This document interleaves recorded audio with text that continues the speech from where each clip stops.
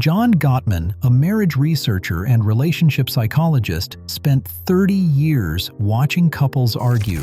He set up cameras in what he called the Love Lab at the University of Washington, invited married couples in, asked them to spend time together while electrodes monitored their heart rates and skin conductance levels, and then watched what happened when one person reached for the other. Not during fights, during ordinary moments. A comment about something on television. A question about what to have for dinner. Something funny a colleague had said at work. He called these moments bids for connection. Small offerings. Casual reaches across whatever space had settled between two people who had chosen to build a life together. What he found, after watching hundreds of couples across thousands of hours of footage, was that the couples who eventually divorced were not necessarily the ones who fought the most, or the loudest, or with the most visible anger. They were the couples who had learned, slowly and without noticing they were learning anything, to stop responding when the other person reached out. The divorcing couples, when his team ran the numbers, turned away from their partner's bids for connection about 67% of the time. The stable couples turned away about 19%. That gap, the territory between 67 and 19, is not built from dramatic events or a single rupture someone can point to. It is built from something quieter and more constant. Gottman eventually gave it a name. He called it micro-rejections. A micro-rejection carries almost no weight when it happens. It might be a phone staying face up on the table while a partner is trying to say something. It might be a yes or a quiet that contains no actual listening. A sigh at the suggestion of going for a walk together. Not right now. A phrase that means nothing said once and said 300 times over 2 years stops meaning any particular thing and starts functioning as an atmosphere. They are almost never intentional. The person delivering them is usually tired, in the middle of something, or running on what is left of a day that already took most of what it had. They are not withdrawing because they have decided to withdraw. They are withdrawing because withdrawal requires nothing. And genuine engagement requires something. And on a Wednesday evening when there is nothing left to give, withdrawal wins every time. The person on the receiving end does not experience the reason. They experience the result. The brain interprets social rejection, even mild and momentary social rejection, using the same neural pathways it uses for physical pain. Naomi Eisenberger at the University of California, Los Angeles, spent years mapping this. When someone reaches out and is turned away, the anterior cingulate cortex activates. The same region that registers a bruised knee also registers a partner whose eyes do not move from their screen when you start talking. A partner who gives a one-word answer to a question that carried more weight than the words around it. The pain is real. It registers.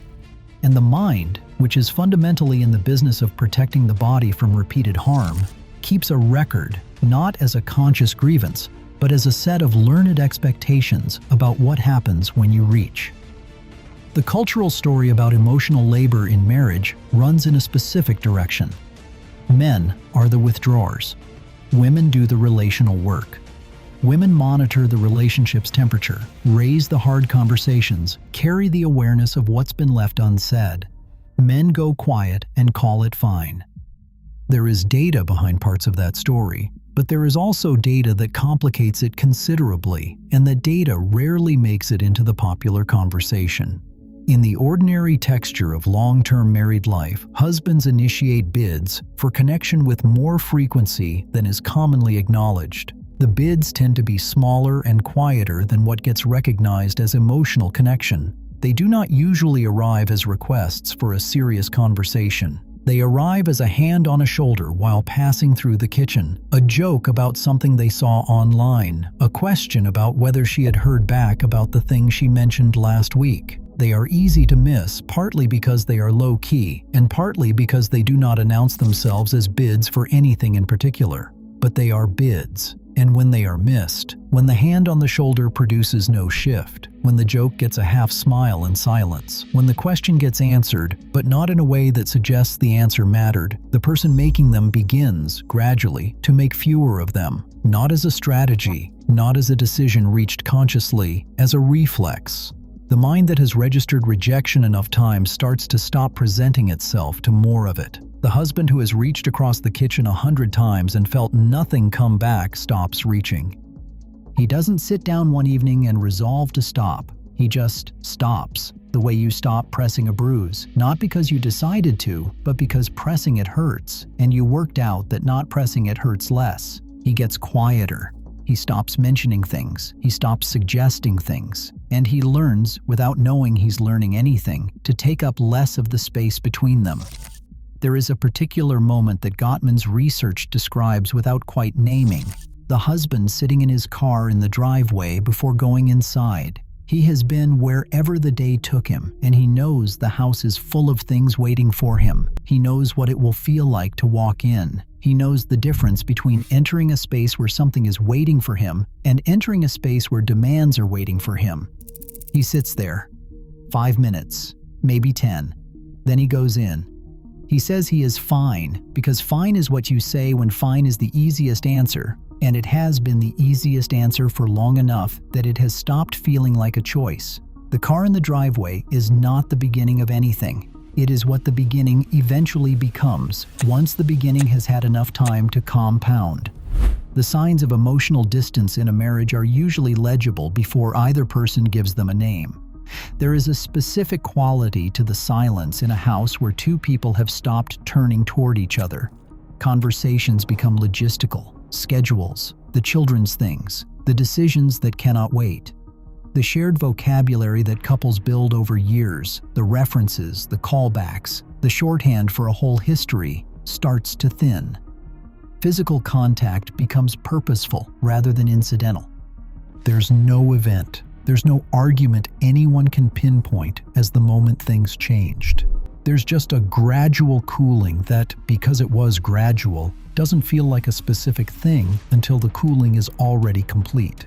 Gottman identified contempt, the particular combination of disgust and condescension toward a partner, as the single strongest predictor of divorce in married couples. Not conflict, not infidelity, not financial stress. Contempt. And contempt doesn't usually arrive already formed. It starts as frustration.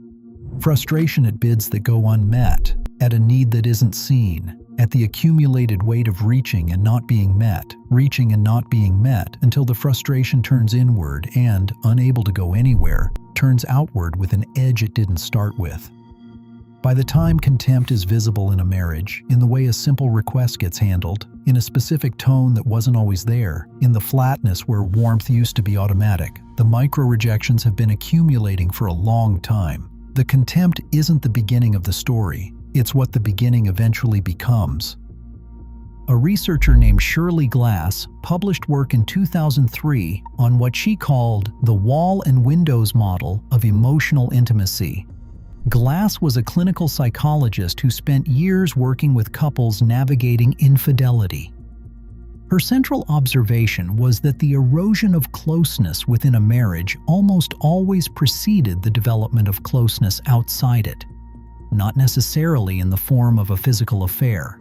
Sometimes it was a friendship, a person at work who asked genuine questions, an online space where the bids, the small reaches for connection, consistently landed somewhere. Glass observed that people move toward wherever their bids are accepted. The nervous system does not process this in categories. It does not weigh the category of the relationship. It just tracks where the response is and where someone turns toward. When a husband stops initiating at home, he does not usually become emotionally inert. He becomes more engaged at work. He reconnects with an old friend he had not spoken to in years. He develops an enthusiasm for something, a project, a sport, something that produces a response because he controls whether it produces one. He does not do this because he is running towards something. He does it because the alternative is reaching towards someone who is somewhere else, and he has done that for long enough that it has stopped feeling like something worth doing.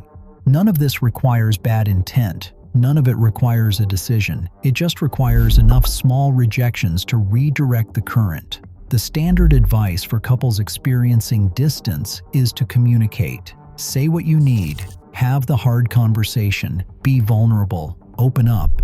The advice is not wrong exactly, it just does not account for what has already happened by the time someone is following it. A husband who has been told to open up and be vulnerable is being asked to do something that looks nearly identical to what he has been doing in smaller ways for years, reaching out, making himself available, presenting something of his own to the space between them. The difference is supposed to be the words, the length, the formality of sitting down.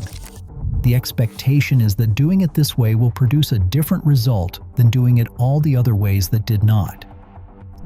Sometimes it does. When both partners recognize the pattern, when the term micro-rejection means something real to both of them, when both people are willing to be honest about how frequently they have turned away, the damage is real but not permanent. Gottman's research on turning toward responses, developed alongside his wife and fellow researcher Julie Gottman, shows that couples who make even modest improvements in bid acceptance show measurable increases in relationship satisfaction within months. Part of what makes this possible is what the Gottmans called the emotional bank account, the idea that positive interactions make deposits and negative ones make withdrawals, and that the account's balance determines how much goodwill is available when things get hard.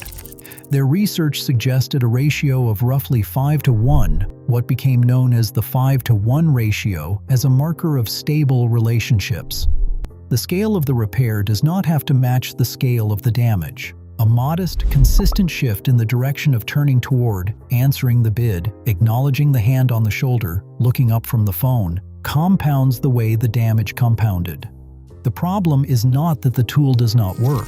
The problem is that the tool requires both people to understand what they are actually trying to fix. And most couples arrive at that understanding after a long time of not having it, after the distance has already become the texture of the relationship, after the car in the driveway has become a habit, after the thing they are trying to repair has already forgotten its own beginning.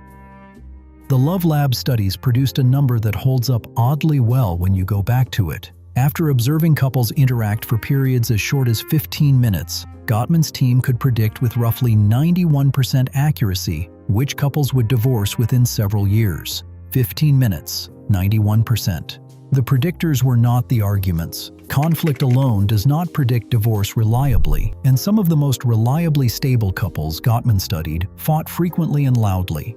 What predicted divorce was the texture of the ordinary moments, the turning toward or the turning away, the quality of acknowledgement when a partner said something, the presence or absence of warmth in the background of a conversation that was not about anything important. That a 15-minute observation window could carry that much predictive weight is less a statement about the power of watching than it is a statement about the power of accumulation. By the time a pattern of micro-rejection is established, it compounds. The person who is pulled back pulls back further because pulling back has become familiar.